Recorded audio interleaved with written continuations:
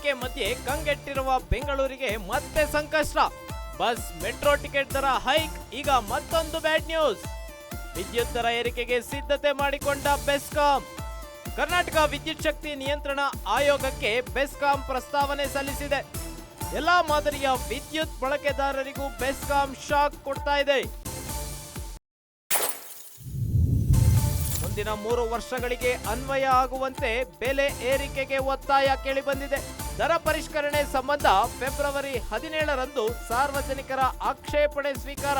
ಬೆಸ್ಕಾಂ ಪ್ರಸ್ತಾವನೆಗೆ ಕೈಗಾರಿಕೋದ್ಯಮಿಗಳ ತೀವ್ರ ಅಸಮಾಧಾನ ಹೊರಹಾಕ್ತಿದ್ದಾರೆ. ವಾಣಿಜ್ಯ ಬಳಕೆದಾರರಿಂದಲೂ ಬೆಸ್ಕಾಂ ನಡೆ ವಿರುದ್ಧ ಕಿಡಿ.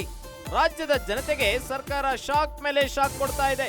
ಕೆಎಸ್ಆರ್ಟಿಸಿ ಬಸ್ ಟಿಕೆಟ್ ದರ ಏರಿಕೆ ಮಾಡಿತ್ತು. ಅದಾದ ನಂತರದಲ್ಲೇ ಈಗ ಮೆಟ್ರೋ ಟಿಕೆಟ್ ದರ ಕೂಡ ಹೈಕ್ ಆಗ್ಬಿಟ್ಟಿತ್ತು. ಇದೀಗ ಮತ್ತೊಂದು ಬ್ಯಾಡ್ ನ್ಯೂಸ್ ಕೊಡ್ತಾ ಇದೆ ರಾಜ್ಯ ಸರ್ಕಾರ.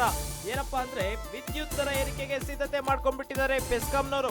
ಕರ್ನಾಟಕ ವಿದ್ಯುತ್ ಶಕ್ತಿ ನಿಯಂತ್ರಣ ಆಯೋಗಕ್ಕೆ ಬೆಸ್ಕಾಂ ಪ್ರಸ್ತಾವನೆಯನ್ನ ಸಲ್ಲಿಸ್ತಾ ಇದೆ. ಎಲ್ಲಾ ಮಾದರಿಯ ವಿದ್ಯುತ್ ಬಳಕೆದಾರರಿಗೂ ಬೆಸ್ಕಾಂ ಶಾಕ್ ಕೊಡಲು ಮುಂದಾಗ್ಬಿಟ್ಟಿದೆ. ಮುಂದಿನ 3 ವರ್ಷಗಳಿಗೆ ಅನ್ವಯ ಆಗುವಂತೆ ಬೆಲೆ ಏರಿಕೆಗೆ ಒತ್ತಾಯ ಕೇಳಿ ಬಂದಿದೆ. ದರ ಪರಿಷ್ಕರಣೆ ಸಂಬಂಧ ಫೆಬ್ರವರಿ 17ರಂದು ಸಾರ್ವಜನಿಕರ ಆಕ್ಷೇಪಣೆ ಸ್ವೀಕಾರ ಮಾಡ್ತಾ ಇದ್ದಾರೆ. ಬೆಸ್ಕಾಂ ಪ್ರಸ್ತಾವನೆಗೆ ಕೈಗಾರಿಕೋದ್ಯಮಿಗಳು ತೀವ್ರ ಅಸಮಾಧಾನಗೊಂಡಿದ್ದಾರೆ. ವಾಣಿಜ್ಯ ಬಳಕೆದಾರರಿಂದಲೂ ಸಹ ಬೆಸ್ಕಾಂ ನಡೆ ವಿರುದ್ಧ ಕಿಡಿಕಾರ್ತಾ ಇದ್ದಾರೆ. ಬೆಲೆ ಏರಿಕೆ ಮಧ್ಯೆ ಕಂಗೆಟ್ಟಿರುವ ಬೆಂಗಳೂರಿಗೆ ಮತ್ತೆ ಸಂಕಷ್ಟ. ಬಸ್ ಮೆಟ್ರೋ ಟಿಕೆಟ್ ದರ ಹೈಕ್, ಈಗ ಮತ್ತೊಂದು ಬ್ಯಾಡ್ ನ್ಯೂಸ್.